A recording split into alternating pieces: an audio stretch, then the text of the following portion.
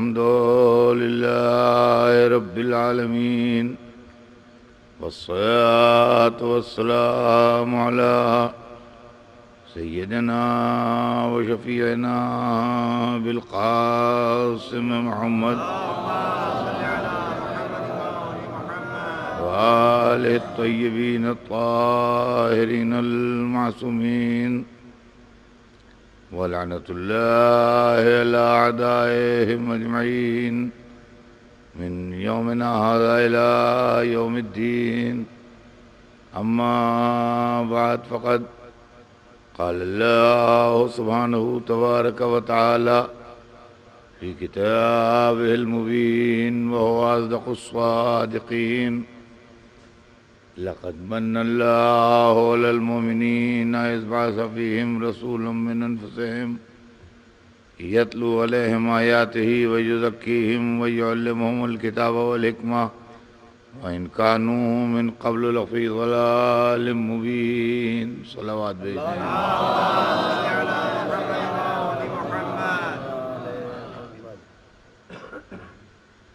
حضرات، آغاز بیان سے پہلے میں آپ کی خدمت میں یہ عرض کر دوں کہ یہ مجالس اس سلسلے میں منعقد ہیں کہ جناب فخر العلماء اللہ مقامہ کے انتقال کو اس سال 25 سال پورے ہوئے ہیں. لہذا ان کے بچوں نے، ویسے تو ہر سال ان کا جیسا ہوتا ہے وہ مجلس ہوتی ہے، لیکن اب کی مرتبہ مدرسے میں ایک خصوصی پروگرام ان کی یاد میں رکھا. میری خواہش یہ تھی کہ اس کے اندر مختلف ذاکرین کو زحمت دی جائے. اگر 5 مجلسیں ہوں تو 5 حضرات مدعو ہوں اور وہ اپنے اپنے خیالات کا اظہار کریں.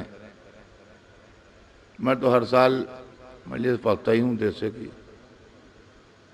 لہذا میرے پڑھنے کی چندہ کوئی ضرورت نہیں تھی، مگر ان مرحوم کے بچوں کی ضد یہی تھی کہ میں پڑھوں. تب بچوں سے انکار کرنا یا ان کی دل شکنی کرنا، یہ بات میرے واسطے دشوار تھی. اس لیے میں نے جیسا وہ کہہ رہے تھے ویسا منظور کر لیا. حالانکہ کچھ میری صحت کا بھی تقاضا نہیں ہے، اور کچھ یہ بھی کہ اگر کئی آدمی مسلسل پڑھتے تو ایک طرح کا ایک تنوع رہتا بیان میں اور لوگوں کو اس میں دلچسپی زیادہ ہوتی. ان بہرحال خیر جیسا بھی ہو. یہ آیہ کریمہ جس کو میں نے عنوان سخن قرار دیا، اس کے اندر اللہ اپنے رسول کے خاندان کا تذکرہ کر رہا ہے اور ان کے فرائض بیان کر رہا ہے کہ ان کی ڈیوٹیز کیا ہیں اور بحیثیت رسول ان کے فرائض کیا ہیں. آیت کا پہلا ٹکڑا جو ہے وہ رسول کے خاندان کی تعریف کر رہا ہے. ارشاد ہو رہا ہے کہ لقد من اللہ علی المؤمنین، اللہ نے مومنین پر یہ احسان کیا ہے، اذ بعث فیہم رسولا من انفسہم، کہ انہی میں سے ایک کو رسول مبعوث کیا ہے جو ان کے نفسوں میں ہے، یعنی ان سے بہت قریب ہے، ان سے بہت کلوز ہے، ان کا بالکل اپنا آدمی ہے. یہ ٹکڑا جو ہے یہ اس بات کو ظاہر کر رہا ہے اور ثابت کر رہا ہے کہ رسول اللہ کا خاندان مومنین کا خاندان ہے، اور جس گھرانے سے آپ کا تعلق ہے وہ گھرانہ پہلے سے مومنین کا گھرانہ تھا. انہی میں سے ایک کو اللہ نے رسالت کے واسطے منتخب کر لیا. اور آیت کی لفظیں صاف صاف، جو عربی جانتے ہیں وہ جانتے ہیں، جو نہیں جانتے وہ بھی کسی عربی داں سے پوچھ لیں کہ بالکل صاف لفظیں آیت کی ہی بتا رہی ہیں. لقد من اللہ علی المؤمنین، اللہ نے مومنین پر یہ احسان کیا ہے اس کے بعث فیہم رسولاً کہ انہی میں سے ایک کو رسول چنا ہے، یعنی مومنین میں سے ایک کو رسول چنا ہے۔ اس کا مطلب یہ ہرگز نہیں لیا جا سکتا، یا اس کے ترجمے میں یہ ہرگز نہیں کہا جا سکتا کہ رسول چنے جانے کے بعد کچھ لوگ ایمان لائے، نہیں، بعث فیہم، انہی میں سے ایک کو رسول چنا ہے، مومنین کے اندر ہی سے جو مومن کئی بیٹھے ہوئے تھے انہی میں سے ایک کو رسول چن لیا۔ اور اس کے بعد پھر ان سے قربت بیان کی کہ من انفسہم، وہ ان کے نفسوں میں سے ہے۔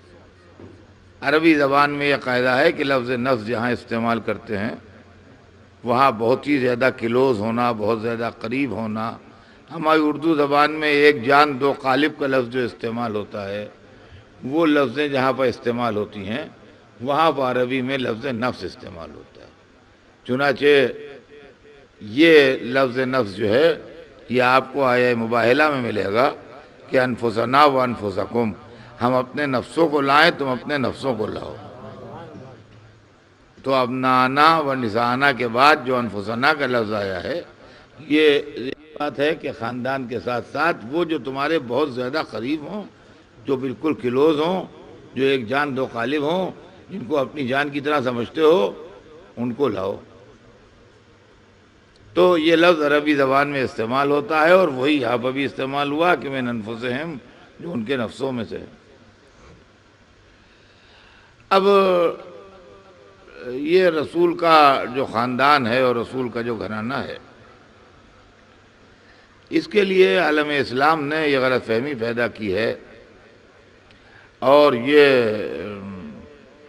بڑا پروپیگنڈا ہے کہ سب لوگ کافر تھے، رسول کے آنے کے بعد مسلمان ہوئے، کافر تھے، رسول کے آنے کے بعد مسلمان ہوئے۔ یہ بنی امیہ کا پروپیگنڈا رہا، پھر اس کے بعد بنی عباس کا پروپیگنڈا رہا، اور مولوی جتنے بھی تھے عالم اسلام کے، چونکہ وہ دامن اہل بیت چھوڑ کے مولوی بنے، لہذا ان کو تحقیق کیا مسئلے کی تہ تک پہنچنے کی کوئی دلچسپی نہیں رہی۔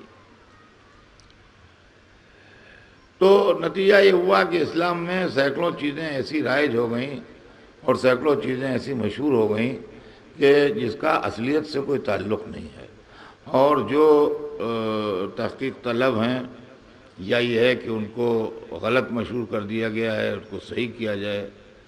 اور عام طور سے لوگوں میں یہ ہوا کہ انہوں نے زیادہ تحقیق نہیں کی، اور لوگوں میں زیادہ تحقیق کا جذبہ بھی نہیں ہوتا ہے، بلکہ جیسا سن لیتے ہیں ویسا مان لیتے ہیں، زیادہ اس کے اندر تحقیق نہیں کرتے۔ تو رسول کے تعلق سے چند باتیں عالم اسلام میں رائج ہیں جن کے نتیجے میں مسلمانوں میں اختلافات ہیں۔ جو اسلام میں فرقے ہیں اور جو اسلام میں اختلافات ہیں، یہ فرقے اور یہ اختلافات اس لیے ہیں کہ بنیادی طور سے، تھوڑا سا اس کی آواز بھیا کم کر دو، نہیں وہ ٹھیک ہے، آواز تھوڑی کم کیجئے، میری آواز کافی ہے۔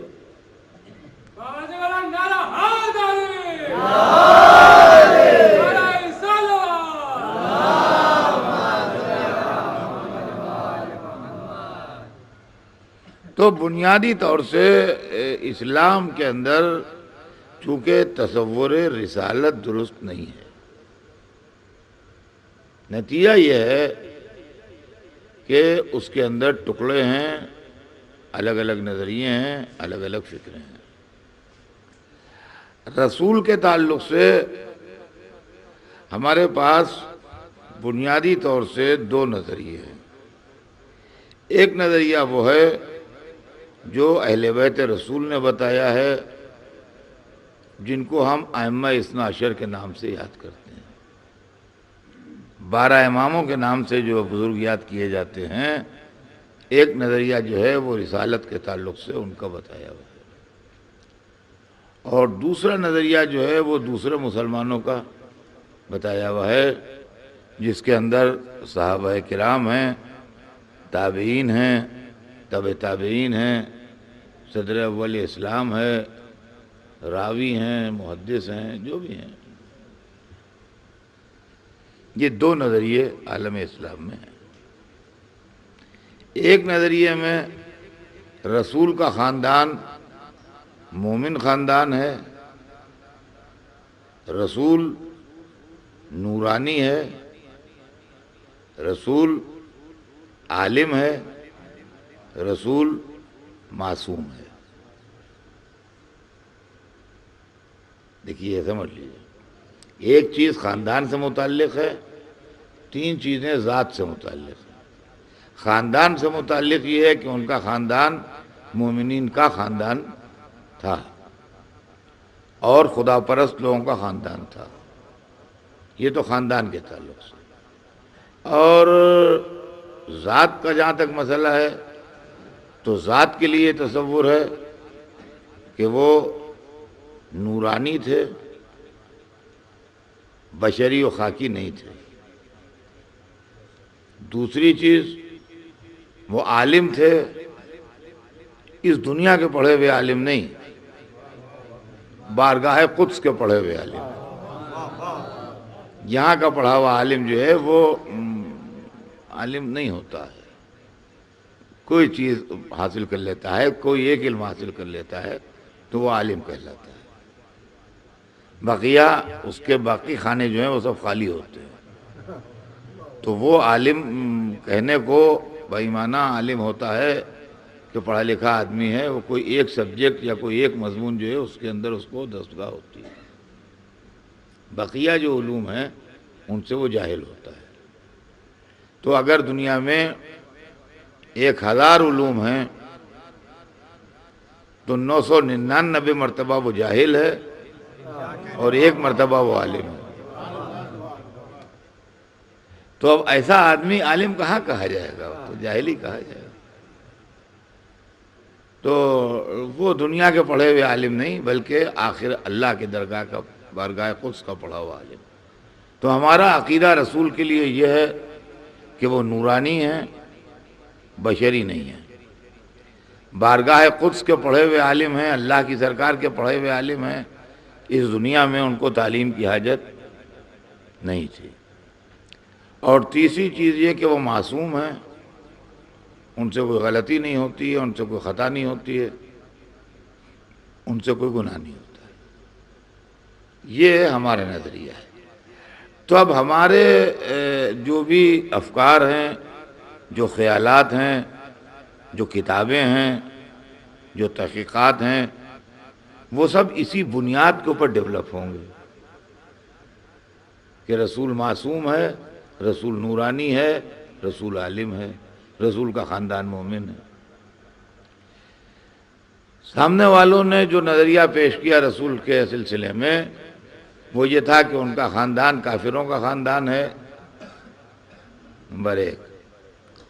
نمبر 2 یہ کہ وہ بشری ہیں، جیسے ہم ہیں ویسے وہ ہیں، مخلوق خاکی ہیں، اور اسی دنیا میں تعلیم کا ان کا سارا مسئلہ ہے، آخرت سے کوئی تعلیم لے کے وہ اللہ کی سرکار سے نہیں آئے ہیں۔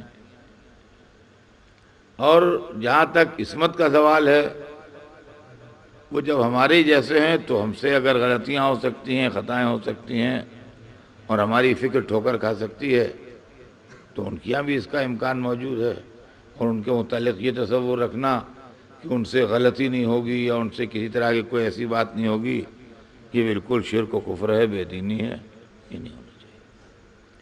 اب نتیجہ یہ ہے کہ ان کے پاس جو روایتیں آئیں گی، تحقیق ہوگی، کتابیں لکھی جائیں گی، مضمون لکھے جائیں گے، وہ سب کے سب اسی اثر کے تحت لکھے جائیں گے۔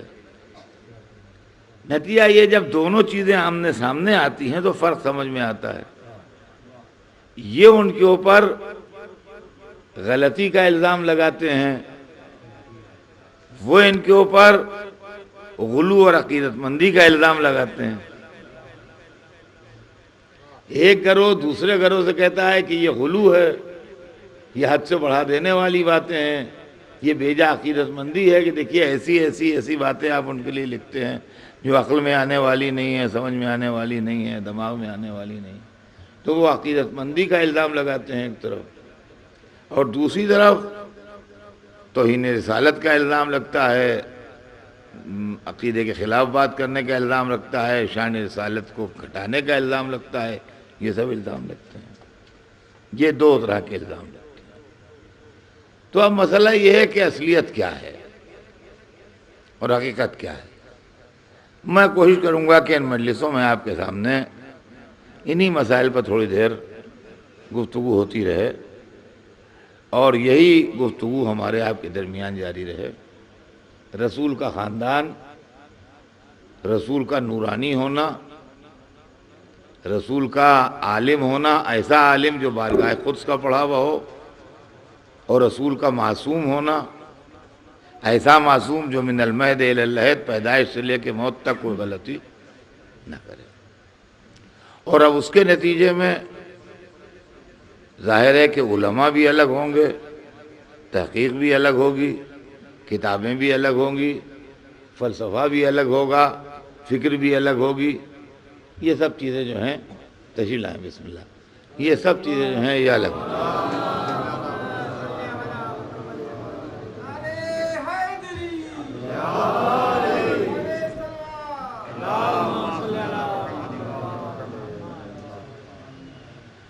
تو یہ ایک بڑے طویل مضامین ہیں، اور اس کو ہم بہت ہی مختصر الفاظ میں بھی اگر بیان کریں تو یہ 5 دن کا وقفہ بہت کم ہے، لیکن بہرحال پھر بھی میں اس بات کی کوشش کروں گا کہ ایک غلط فہمی اور ایک مس انڈرسٹینڈنگ جو ہے وہ دور ہوتی چلی جائے، اور لوگوں کے دماغوں میں یہ بات کلیئر ہوتی چلی جائے کہ نہیں یہ بات کیوں کر ہے وہ کیا ہے۔ تو پہلا مسئلہ جو ہے وہ رسول کے خاندان کا ہے، کہ رسول کا خاندان جو ہے وہ کیسا خاندان ہے، مومن خاندان ہے کہ کافر خاندان ہے۔ تو عام طور سے جو لوگ بنی امیہ کے تھے، جنہوں نے کتابیں لکھیں یا اسلام کے پہلے راوی تھے، تو کوئی صورت ایسی نہیں تھی کہ ان کا کفر چھپ جائے، اور انہوں نے کفر کے لیے بڑے خدمات انجام دیے تھے، اور بڑے مقابلے کیے تھے اور لڑائیاں لڑی تھیں۔ لہذا اب یہ تو صورت ممکن ہی نہ تھی کہ وہ یہ کہیں کہ وہ کافر نہیں تھے ان کے بزرگ، لہذا دوسری صورت ممکن ہے کہ اب دوسرے کے بزرگوں کو بھی کافر بتاؤ تاکہ وہ ان کے برابر آ جائے۔ اور قرآن مجید کی اس آیت کو صاف صاف نظر انداز کر دیا گیا کہ لَقَدْ مَنَّ اللَّهُ عَلَى الْمُؤْمِنِينَ إِذْ بَعَثَ فِيهِمْ رَسُولًا مِّنْ أَنفُسِهِمْ، اللہ نے مومنین پر یہ احسان کیا کہ انہی میں سے ایک کو رسول بنایا جو ان کے نفسوں میں ہے۔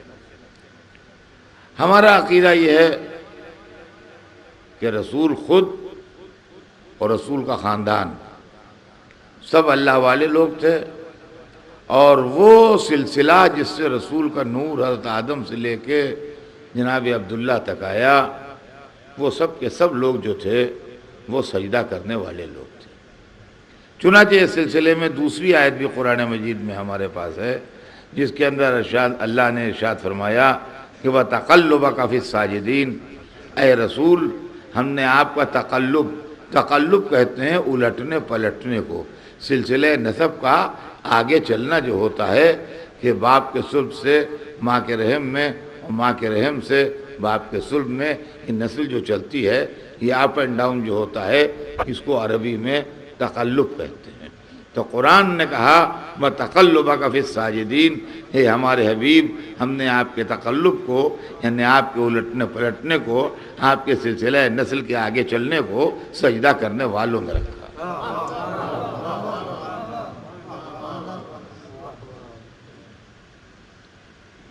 جس کا ترجمہ لوگوں نے اٹھنا بیٹھنا کر دیا کہ ہم نے آپ کا اٹھنا بیٹھنا سجدہ کرنے والوں میں رکھا، اور اس کے بعد کہا کہ دیکھیے مدینے میں وہ سب مسلمان تھے جن میں رسول رہتے تھے۔ تو سوال یہ کہ وہ تبلیغ کے وہ 11 برس تو دکھائی دے گئے مدینے والے، اور وہ 52 برس نہیں دکھائی دیے مکے والے، جس کے اندر سب کے سب کافر ہی رہتے تھے۔ تو یہ تو عجیب و غریب بات ہوئی صاحب کہ آپ نے اس طریقے سے کر کے بات کو بدل دیا اور ٹویسٹ کر دیا۔ تو یہ مسئلہ نہیں ہے۔ ہمارے پاس قرآن پاک سے اور حدیث سے اس بات کا پختہ ثبوت موجود ہے کہ رسول ہی نہیں اور ابو طالب ہی نہیں بلکہ رسول کا پورا گھرانہ موحد گھرانہ تھا، خدا پرست گھرانہ تھا، اللہ والا گھرانہ تھا۔ اس کی دلیلیں بہت ہیں، اس کی دلیلیں آپ کو ملیں گی، اس لیے کہ آپ اسلام کو اگر ویسے دیکھیے گا جیسا آج آپ کے پاس ہے تو آپ کو یہ اسلام نہیں ملے گا ہر جگہ۔ یہ مذہب کی موسٹ ڈیولپڈ فارم ہے جو آپ کو ملی ہے۔ اس کے پہلے کا جو اسلام ہے اس کے اندر اتنی چیزیں نہیں تھیں جتنی آج ہیں۔ میں آپ کو اس کی مثال دے دوں، لکھنؤ آصف الدولہ کا بسایا وہ شہر ہے، آصف الدولہ کے زمانے میں بھی شہر تھا، اور جب نواب محمد علی شاہ تخت حکومت پر تھے جب بھی لکھنؤ شہر تھا۔ لیکن اگر یہ سوال کیا جائے کہ محمد علی شاہ کے زمانے میں لکھنؤ کا اسٹیشن کہاں تھا تو ان کا اسٹیشن تو نہیں تھا۔ ایئرپورٹ کہاں تھا؟ ایئرپورٹ بھی نہیں تھا۔ بس اڈا کہاں پر تھا؟ بس اڈا بھی نہیں تھا۔ 5 اسٹار ہوٹل گئے تھے کہا وہ بھی نہیں تھے۔ لکھنؤ کا جی پی او کہاں پر تھا؟ کہا وہ بھی نہیں تھا۔ تو ان کا جب کچھ تھا ہی نہیں تو کوئی دیہات ہوگا، شہر تو ہوگا نہیں۔ ان کا اس زمانے میں وہ چیزیں ایجاد ہی نہیں ہوئی تھی تو اس کا مطالبہ کیسے کیا جا رہا ہے؟ ویسے عزیزان گرامی آپ کے پاس جو اسلام ہے وہ بہت ڈیولپڈ فارم میں ہے، لہذا آپ آج سے 1400 برس پہلے، آج سے 2000 برس پہلے، آج سے 2500 برس پہلے، آج سے 5000 برس پہلے بالکل اس فارم کا اسلام نہ تلاش کیجئے، بلکہ جیسا اس زمانے میں تھا وہ کیجئے۔ اب اس زمانے میں کیا تھا یہ میں آپ سے عرض کر دوں کہ کچھ چیزیں ایسی ہیں جو مذہب میں ہر زمانے میں رہی ہیں۔ ایک یہ کہ اپنے دین کی حفاظت کرو، یہ ہر زمانے میں رہا۔ چنانچہ شرک کو اسی لیے حرام کیا گیا اور شرک ہمیشہ سے حرام رہا۔ توحید کی تعلیم ہمیشہ سے دی گئی اور شرک ہمیشہ سے حرام رہا، لہذا شرک کی ممانعت اور توحید کی تعلیم یہ روز اول سے ہوئی۔ اپنے دین کی حفاظت کرو، اپنے جان کی حفاظت کرو، خودکشی اور قتل ہمیشہ سے حرام رہے روز اول سے۔ اپنے مال کی حفاظت کرو، چوری ہمیشہ سے حرام رہی، ڈاکہ زنی چوری ہمیشہ سے حرام رہی۔ اپنی عقل کی حفاظت کرو، شراب ہمیشہ حرام رہی۔ اپنی نسل کی حفاظت کرو، زنا ہمیشہ حرام رہی۔ یہ وہ بنیادی چیزیں تھیں جو مذہب کے اندر ہمیشہ حرام رہیں۔ اب یہ کہ نمازیں کس طرح پڑھی جاتی ہیں اور روزے کس طرح رکھے جاتے ہیں اور زکوٰۃ کس طرح دی جاتی ہے، یہ سب چیزیں رہیں، لیکن اس کی تفصیلات اور اس کے واقعات جو تھے وہ الگ الگ رہے اور ہم نے تو اگر اس طریقے سے آپ ڈھونڈنا چاہیں گے تو اس طریقے سے تو ملنا مشکل ہے۔ لیکن جہاں تک رسول کے خاندان والوں کی بات ہے، کوئی آدمی آپ کو بت پرستی کرتے ہوئے نہ ملے گا، کوئی آدمی چوری کرتا ہوا نہ ملے گا، کوئی آدمی قاتل نہ ملے گا، کوئی آدمی کسی اخلاقی جرم میں ملوث نہ ملے گا۔ یہی چیز ان کے اسلام کی سب سے پختہ دلیل ہے۔ صلوات بھیجتے ہیں محمد۔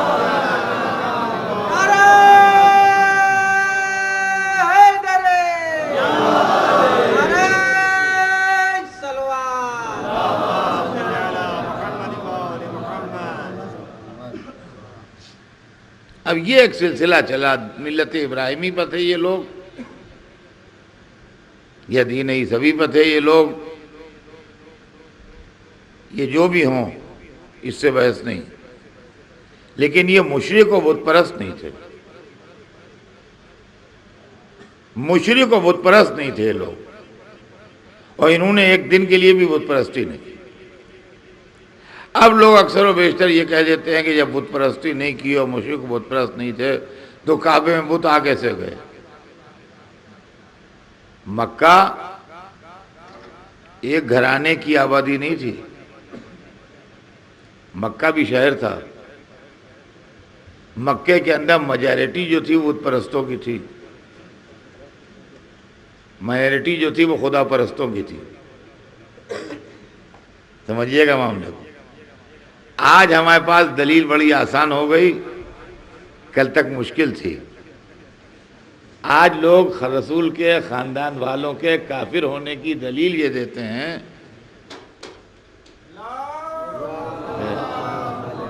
اگر وہ مسلمان ہوتے تو خانہ کعبہ میں بت کیسے آتے؟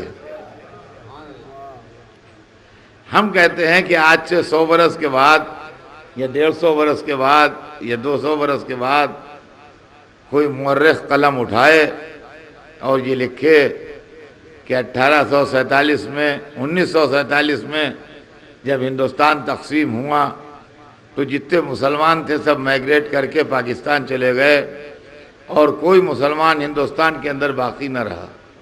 نتیجہ یہ ہوا کہ بابری مسجد گرا دی گئی، اور جس وقت بابری مسجد گری اس وقت ہندوستان میں کوئی مسلمان نہیں رہتا تھا، اس لیے کہ یہ ممکن نہیں ہے کہ جیسا لوگ کہتے ہیں کہ 18 کروڑ مسلمان تھے تو جس ملک میں 18 کروڑ مسلمان رہتے ہوں اس ملک میں مسجد گر جائے، یہ عقل میں آنے والی بات نہیں ہے۔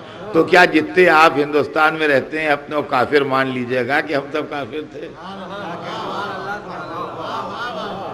آپ ہمیں یہ بتائیے، کیا یہ بات کہہ دی جائے کہ اطہر صاحب بھی کافر تھے اور صاحب جتنے تھے سب کافر تھے اور جتنی؟ مگر ہندوستان کی سچویشن تو دیکھیے کہ 80 کروڑ جو چاہتے تھے وہ ہو گیا، 18 کروڑ جو چاہتے تھے وہ نہیں۔ بابری مسجد اس لیے گر گئی کہ بے شک 18 کروڑ چاہتے تھے نہ گرے، مگر 80 کروڑ چاہتے تھے گر جائے، اس لیے گر گئی۔ تو عزیزان گرامی، یہی مسئلہ خانہ کعبہ میں بتوں کا بھی ہے کہ میجارٹی جو چاہتی تھی تو بت آ گئے۔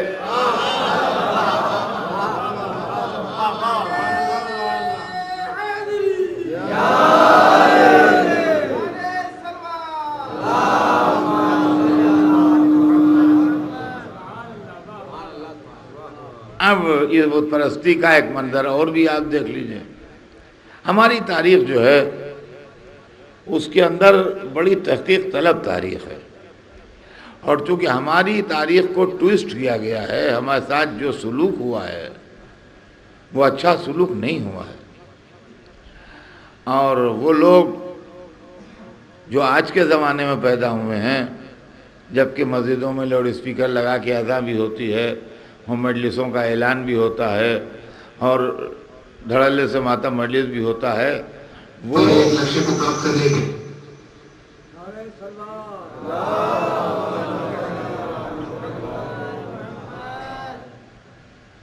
وہ اس پورے ماحول کو نہیں سمجھ سکتے کہ جس ماحول سے ہم گزرے۔ بڑا تکلیف دہ اور بڑا دل آزار ماحول تھا۔ ہماری تاریخ کو سمجھنے کے لیے اگر آپ اس طرح سمجھیں گے جیسے کوئی پردیسی آتا ہے لکھنؤ گھومنے کے لیے اور اس نے لکھنؤ کے امام باڑوں کے لیے سنا ہے، لکھنؤ کی عمارتوں کے لیے سنا ہے، وہ آیا ایک دفعہ اپنے دوستوں کے ساتھ یا اپنے رشتہ داروں کے ساتھ، اس نے بڑا امام باڑہ دیکھا، چھوٹا امام باڑہ دیکھا، شاہ نجف گیا اور شہر کی 2-4 عمارتیں دیکھیں، کوئی پارک دیکھا، کوئی میدان دیکھا، کوئی فلاں دیکھا، ادھر دیکھا ادھر دیکھا، اور اس کے بعد وہ اپنے گھر چلا گیا پلٹ کے۔ اس نے کہا میں لکھنؤ دیکھ آیا، اور صحیح کہا لکھنؤ دیکھ آیا، غلط نہیں کہا۔ جو عمارتیں دیکھنے کے قابل تھیں یہاں وہ سب وہ دیکھ آیا، گھوم آیا، بھول بھلیاں بھی گھوم آیا، رومی دروازے بھی چڑھ لیا، چھوٹا امام باڑہ، بڑا امام باڑہ، حسین آباد، رومی دروازہ، بیلی گارد، لکھنؤ یونیورسٹی، یہ وہ عمارتیں وغیرہ، یہاں کی اسٹیشن یہاں کا سب اس نے دیکھ لیا، ہر چیز دیکھ لی۔ اور انہوں نے کہا کہ میں دیکھ آیا لکھنؤ، ہو یا لکھنؤ، حضرت گنج گھوم لیا، امین آباد گھوم لیا، سب وہاں کے بازار گھوم لیا تھے، اور صحیح کہہ رہا ہے، جھوٹ بھی نہیں کہہ رہا ہے۔ اگر آپ نے اس طرح تاریخ اسلام گھومی تو آپ کو کچھ نہ ملے گا تاریخ میں، گھوم کے چلے آئیے گا۔ آپ کو تاریخ اگر پڑھنا ہے تو اس طرح نہ گھومیے تاریخ، اس طرح گھومنے سے آپ کو کچھ نہیں ملے گا۔ آپ اس طرح گھومیے جیسے کہیں مرڈر ہوتا ہے اور ہوشیار قاتل اپنے وجود کے سارے نشانات چھپاتا ہے اور پولیس کو اور تحقیقاتی ایجنسیز کو غلط لائن پر ڈالنے کے لیے کچھ غلط نشانات پیدا کرتا ہے اور لگاتا ہے، اور اس کے بعد غائب ہو جاتا ہے، اور اس کے بعد پھر ایک بہت ہی سینئر پولیس افسر آتا ہے تحقیق کرنے کے لیے، سی آئی ڈی کا کوئی بہت قابل آدمی آتا ہے اس معاملے کی تحقیق کرنے کے لیے، اور وہ ایک ایک چیز کو وہاں کی غور سے دیکھتا ہے، اس کے ہاتھ میں محدب شیشہ بھی ہے، میگنیفائنگ گلاس بھی ہے، وہ ہر چیز کو غور سے دیکھ رہا ہے، زمین دیکھ رہا ہے، نشانات دیکھ رہا ہے، ایک اتنا سا کاغذ کا پرزہ پڑا ہے تو اس نے وہ بھی اٹھا لیا، اور ایک سگریٹ کا ٹرا پڑا ہے تو وہ بھی اٹھا کے دیکھا یہ کون سی سگریٹ ہے، اور اتنا سا کوئی ریزہ کہیں پر کوئی ہے تو وہ بھی دیکھ لیا، اور اسی چیزوں سے ہوتے ہوتے کہیں پر اس کو کوئی ایسا کلو مل جاتا ہے کہ جو اصلی قاتل تک وہ پہنچ جاتا ہے۔ تو اگر آپ کو اپنی تاریخ سمجھنا ہے تو آپ اس طریقے سے میگنیفائنگ گلاس لے کے ایک ایک ذرے کو تاریخ کے دیکھیے، تب سمجھ میں آئے گا کہ آپ کی تاریخ کیا ہے۔ اب آئیے میں صرف آپ کو ایک واقعہ سناؤں۔ رسول کے دادا عبد المطلب، تاریخ بتاتی ہے عبد المطلب اپنی نوجوانی میں ایک دن آئے خانہ کعبہ کے دروازے کے سامنے اور اپنے ساتھ مزدوروں کو لائے، اور مزدوروں کو لا کے انہوں نے لگا دیا کعبے کے دروازے کے سامنے کہ یہاں پر کھودو، کھدائی شروع کر دی انہوں نے خانہ کعبہ کے دروازے کے سامنے۔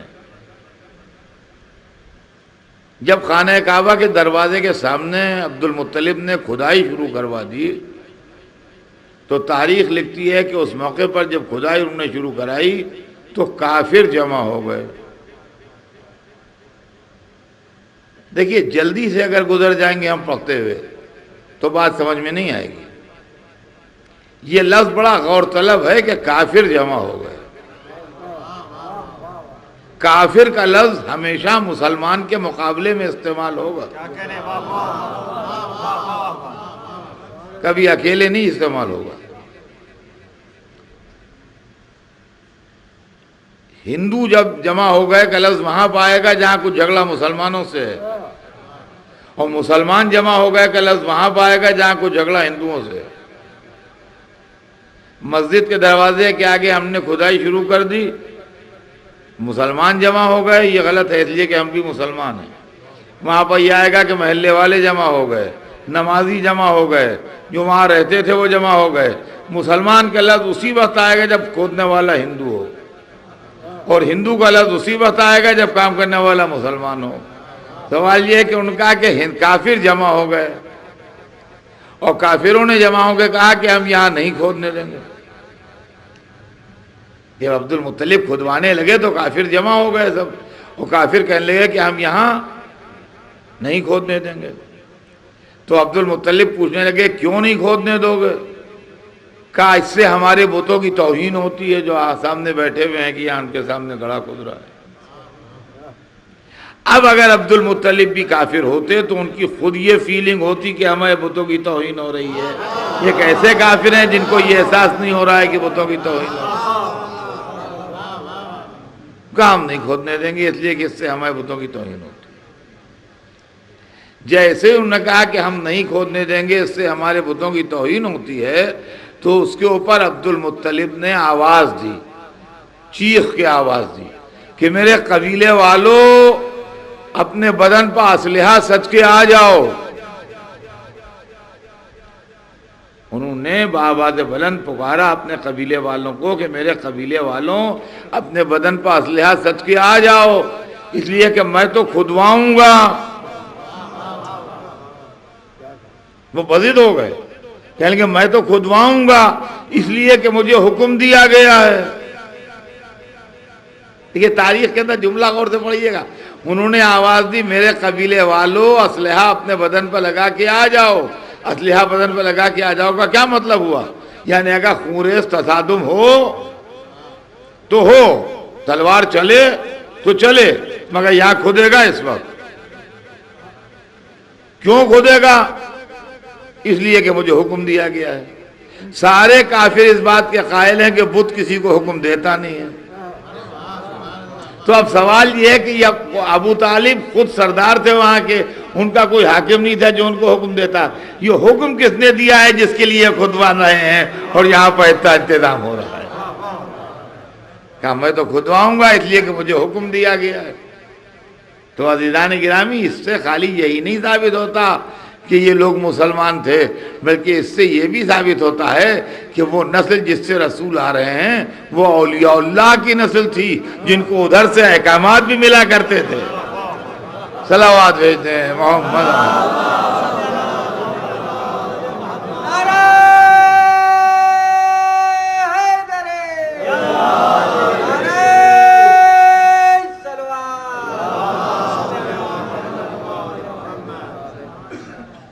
چنانچہ صاحب انہوں نے کھدوانا شروع کیا، اور جب ان کے خاندان والے اسلحہ لگا کے آ گئے تو وہ لوگ جو مخالفت کر رہے تھے وہ پیچھے ہٹ گئے اور یہ کھدنا شروع ہوا۔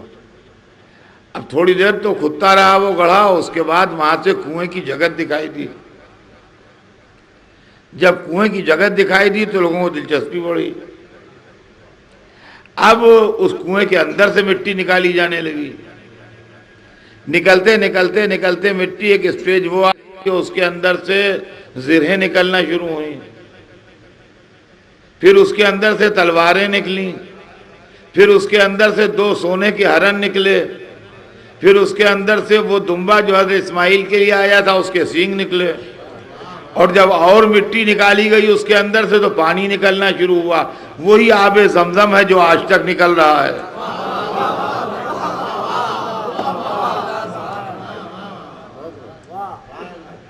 اس کی ہسٹری یہ ہے کہ رسول اللہ کی پیدائش سے کئی سو برس پہلے، یعنی رسول کے دادا کی پیدائش سے بھی کئی سو برس پہلے ایک لڑائی ہوئی تھی مکے میں۔ تو قریشیوں نے تبرکات کعبہ چاہے زمزم میں ڈال کے اس کو پاٹ دیا تھا تاکہ اگر ہماری شکست ہو جائے تو یہ چیز دشمنوں کے ہاتھ نہ لگے۔ وہ لڑائی تو ختم ہو گئی اور دشمن تو چلے گئے، مگر وہ کنواں کھودا نہیں جا سکا، اور آہستہ آہستہ کر کے وہ سب لوگ مر گئے جن کو وہ جگہ معلوم تھی۔ نتیجہ یہ ہوا کہ وہ افسانہ تو رہ گیا کہ چاہے زمزم تھا اور تبرکات کعبہ تھے، لیکن اب کہاں پہ ہیں یہ کسی کو نہیں معلوم تھا۔ عبد المطلب نے اس کی ڈسکوری کی تو چاہے زمزم کی ہسٹری یہ ہے کہ یہ پانی وہ ہے کہ جو نکلا ہے اسماعیل کی ایڑیوں کی رگڑ سے، اور دوبارہ اس کی ڈسکوری کی ہے رسول کے دادا عبد المطلب نے۔ آج ساری دنیا کا مسلمان زمزم پیتا تو ہے، اسماعیل کو یاد کرتا ہے، مگر دشمنی محمد و آل محمد میں عبد المطلب کا نام نہیں لیتا ہے کہ اس کی وجہ سے پانی اس تک پہنچا۔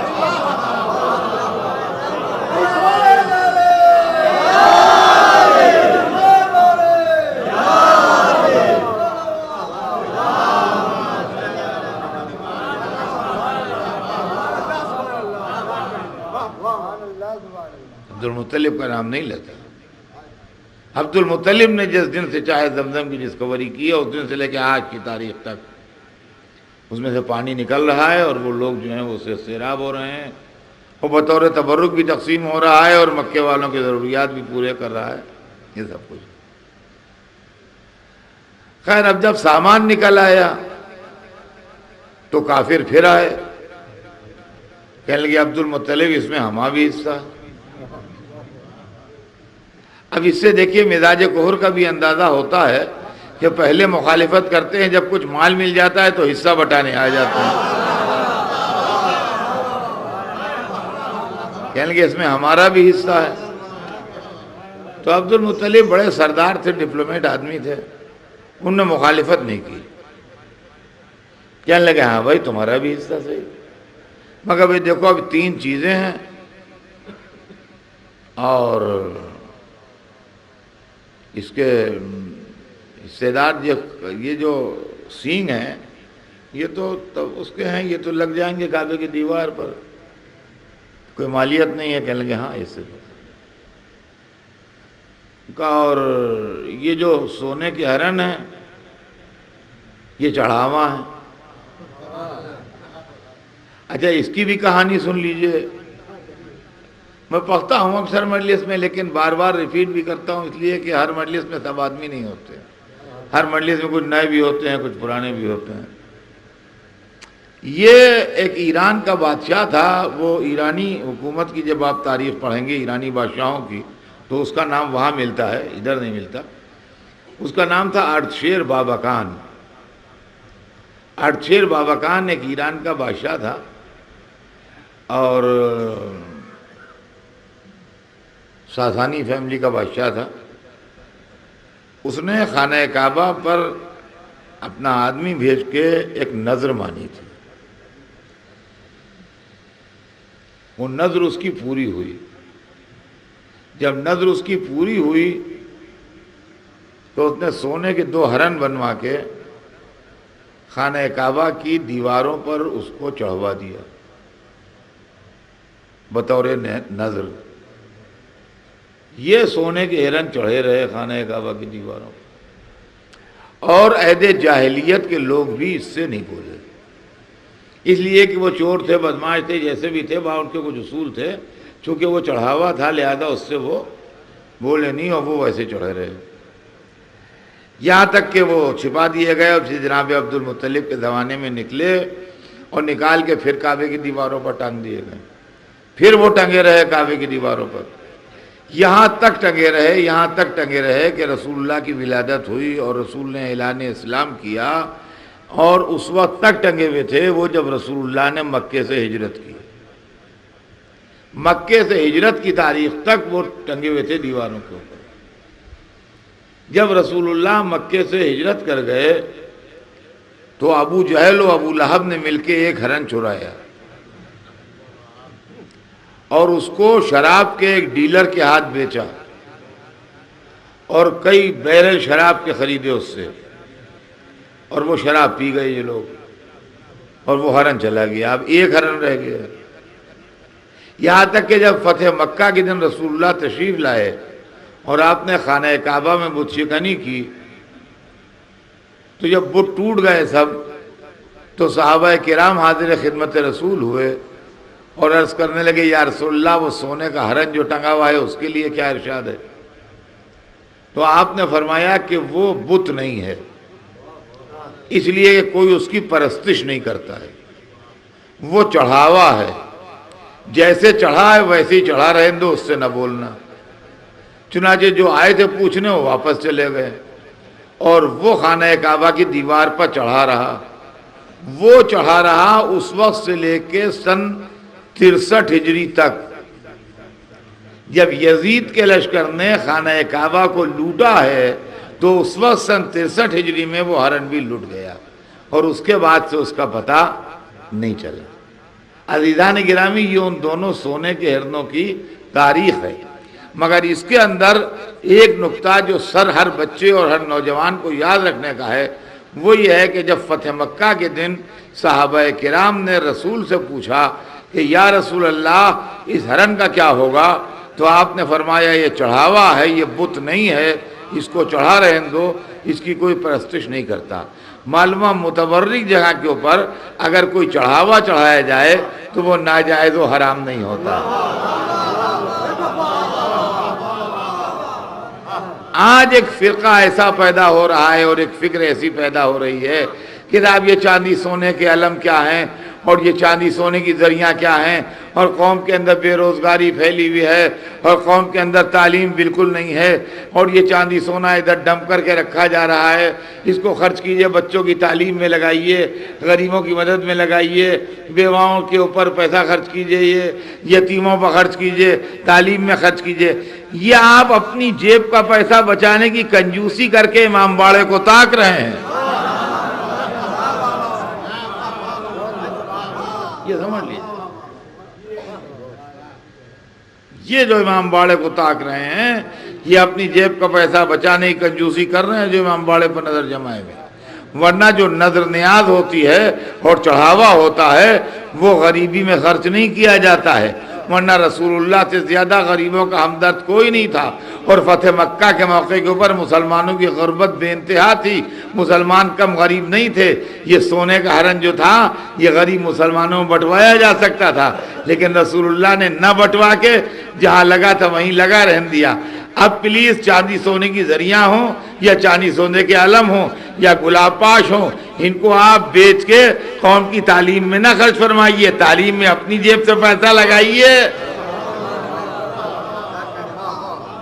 اس لیے کہ یہ منع کیا ہے رسول اللہ نے کہ ایسا نہ کرنا، یہ چڑھاوا ہے اور نظر نیاز ہے، یہ نہیں اٹھائی جائے گی۔ اب رہ گئے وہ دو چیزیں بچی تھیں، تاریخ لکھتی ہے، ایک وہ بچی تھی زیریں اور ایک بچے تھے وہ آپ کے وہی تلواریں۔ تو عبد المطلب کہنے لگے بھائی دیکھو دو چیزیں ہیں اور تین حصے دار ہیں، یہ گھر اس کا ایک حصہ ہے، میں نے ساری محنت کی، ایک میرا حصہ ہے، اب تم آئے ہو حصہ لینے، ایک تمہارا بھی حصہ ہے، لہذا قرعہ ڈالو، جس کے نام جو نکلے وہ لے۔ جب قرعہ ڈالا گیا تو کعبے کے نام تلواریں نکلیں، کعبے پر تلواریں ٹانگ دی گئیں، عبد المطلب کے نام زریں نکلیں، عبد المطلب کو زریں مل گئیں، کافروں کے نام زیرو نکلا۔ عبد المطلب نے وہ زرہیں بھی گلوا کے تاریخ لکھتی ہے، خانہ کعبہ کا دروازہ بوسیدہ ہو گیا تھا، دروازہ بنوایا، ذاتی استعمال میں اس کو نہیں کیا۔ عرض کرنے کا مقصد میرے یہ ہے عزیزان گرامی کہ اللہ نے ان لوگوں کو خاص طور سے موحد بنا کے بھیجا تھا، اور رسول کا خاندان مومنوں کا خاندان تھا۔ اب آئیے میں آپ کو قرآن مجید کی ایک دلیل اور دے کے بعد اپنی تمام کروں۔ قرآن مجید میں جناب ابراہیم کی ایک دعا ہے، اور وہ دعا یہ ہے کہ جس وقت وہ خانہ کعبہ بنا رہے تھے اور تعمیر کر رہے تھے خانہ کعبہ، اس وقت صورتحال یہ تھی کہ تین معصوم تھے جو خانہ کعبہ کی تعمیر میں لگے تھے، دو نبی تھے، ایک ملک تھا۔ نبی جناب ابراہیم اور جناب اسماعیل تھے اور ملک جناب جبرائیل تھے۔ یہ عمارت جو ہے یہ انسانی ہاتھ کی بنائی ہوئی نہیں ہے، یہ معصوموں کے ہاتھ کی بنائی ہوئی ہے، دو نبی اور ایک ملک نے مل کے بنائی ہے۔ جناب ابراہیم سب سے بڑے تھے، وہ کاریگر کا کام کر رہے تھے، چنائی کر رہے تھے۔ جناب اسماعیل پتھر لا کے دے رہے تھے، جناب جبرائیل گارا بنا کے دے رہے تھے۔ اور جب دیواریں اونچی ہو گئیں تو جناب ابراہیم ایک پتھر کے اوپر چڑھ گئے، پتھر کو اللہ نے آٹومیٹک کر دیا، جیسے جیسے دیوار آگے بڑھتی جاتی تھی پتھر خود بخود حرکت کرتا جاتا تھا۔ اس طریقے سے ابراہیم چنائی بھی کرتے جاتے تھے، کعبے کا طواف بھی کرتے جاتے تھے، اور طواف ہو رہا تھا کعبے کا، اور ہاتھ جو تھے وہ کام میں لگے ہوئے تھے، اور دل جو تھا وہ اللہ کی طرف تھا، اور زبان کے اوپر دعا تھی، اور جناب ابراہیم دعا کر رہے ہیں کہ ربنا انی اسکنت من ذریتی بواد غیر ذی زرع عند بیتک المحرم ربنا لیقیموا الصلاۃ۔ دیکھیے قرآن مجید کے اندر یہ فقرے موجود ہیں، یہ قرآن کی آیتیں جو پڑھ رہا ہوں۔ ارشاد عرض کرتے ہیں جناب ابراہیم اللہ کی بارگاہ میں کہ ربنا انی اسکنت من ذریتی بواد غیر ذی زرع عند بیتک المحرم، مالنے والے میں نے اپنی ذریت میں سے کچھ کو مقیم کیا ہے، ساکن کیا ہے، ٹھہرایا ہے تیرے محترم گھر کے پاس، ایک ایسے ویلی میں، ایک ایسے وادی میں جہاں کھیتی باڑی نہیں ہوتی، جہاں کھیتی باڑی نہیں ہوتی وہاں زندگی مشکل ہوتی ہے۔ کہا کہ ایسے ویلی میں ٹھہرایا ہے جہاں کھیتی باڑی نہیں ہوتی۔ ربنا لیقیموا الصلاۃ، پالنے والے میں نے ان کو اس لیے یہاں آباد کیا ہے، اس لیے یہاں ٹھہرایا ہے کہ اس گھر کے پاس یہ نماز قائم کر سکے۔ یہ صاف صاف لفظ قرآن میں لکھی ہیں، ربنا لیقیموا الصلاۃ، پالنے والے اس لیے ان کو یہاں قیام کیا کرایا ہے، اس لیے ٹھہرایا ہے کہ یہاں نماز قائم کریں، نماز پڑھیں۔ اور ظاہر بات ہے کہ اگر دور دور جنگل ہوں اور 100 میل 150 میل دور کوئی آبادی نہ ہو اور اس بیچ جنگل میں آپ لے جا کے ایک مسجد بنا دیجئے تو اس مسجد کا فائدہ کیا ہے؟ ارے اس مسجد کا فائدہ کیا ہے؟ وہ جنگل میں بنی پڑی ہے مسجد، تو مسجد بنائیے تو کوئی مسلمانوں کی بستی بسائیے تاکہ اس مسجد کے اندر چراغ بتی ہو، اذان ہو، نماز ہو، کچھ ہو، تو مسجد کا فائدہ بھی ہے۔ تو جناب ابراہیم نے ایک ایسے ویلی میں گھر بنایا تو اپنے خاندان کو آباد بھی کیا وہاں۔ اب آپ مجھے ایک بات بتائیے، ابراہیم کی دعا قبول ہوگی کہ نہیں ہوگی؟ اگر کہیے نہیں، کوئی ضروری نہیں کہ اللہ قبول کرے، رد بھی کر سکتا، تو پھر ہم تو زندگی میں کوئی دعا نہ کریں گے، اس لیے کہ ایسے بندے کی ایسے موقع کی دعا بھی اگر اللہ نے نہ سنی تو ہمارے جیسے کیا سنے گا؟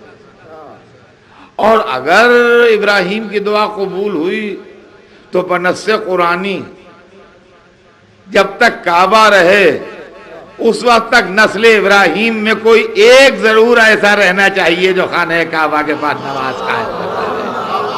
صلوات بھیجتے ہیں محمد۔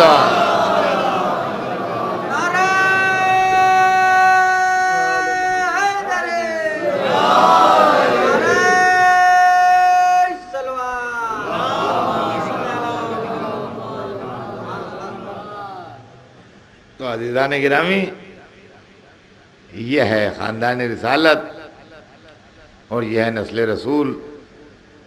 جناب عبد المطلب تھے، ان کے بیٹے جناب ابو طالب تھے، ان کے بیٹے جناب عبداللہ تھے۔ ایک نور کا سلسلہ عبداللہ کے ذریعے ہم تک آیا، ایک نور کا سلسلہ ابو طالب کے ذریعے ہم تک آیا۔ اس طریقے سے اللہ نے اپنے رہبروں کو ہم تک بھیجا۔ اور پھر ایک بات آخری جو تنہائی میں سوچیے گا رات میں، کہ اگر یہ سب کافر تھے تو رسول اللہ نے 40 برس کے سن میں اعلان رسالت کیا، 40 برس تک یہ خود کیا تھے؟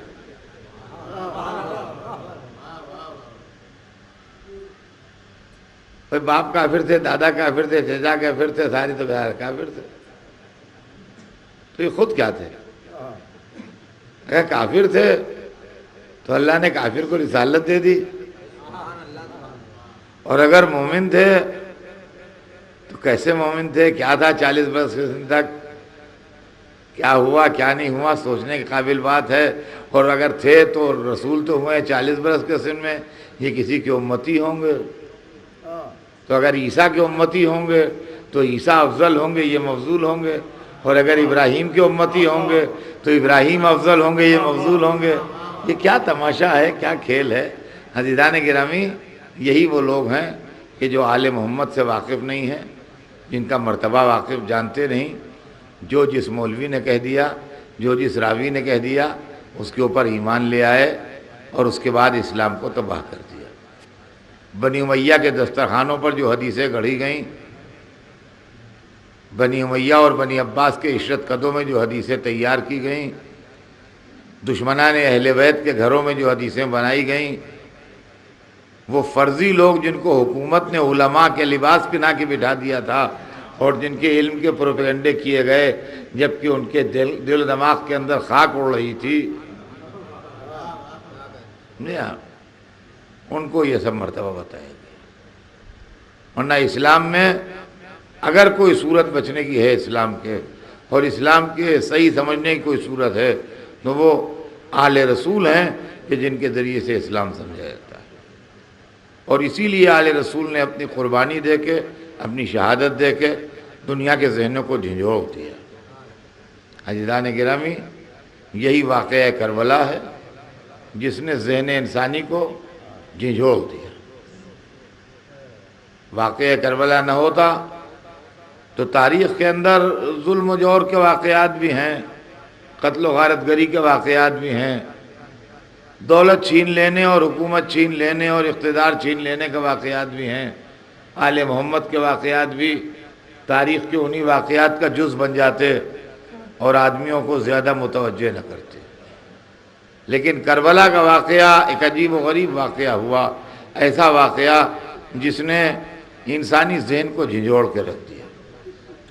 واقعہ تو صرف ایک دوپہر میں ہوا، مگر اپنے اثر کے اعتبار سے اتنا زبردست واقعہ کہ 1400 برس ہو گئے، لیکن انسانی دل کے اوپر آج تک اس کا اثر ہے۔ 1400 برس ہو گئے مگر انسانی دل کے اوپر آج تک اس کا اثر ہے، اور انسانی ذہن جو ہے وہ اس واقعے کے اثرات سے اپنے کو آزاد نہیں کر سکا۔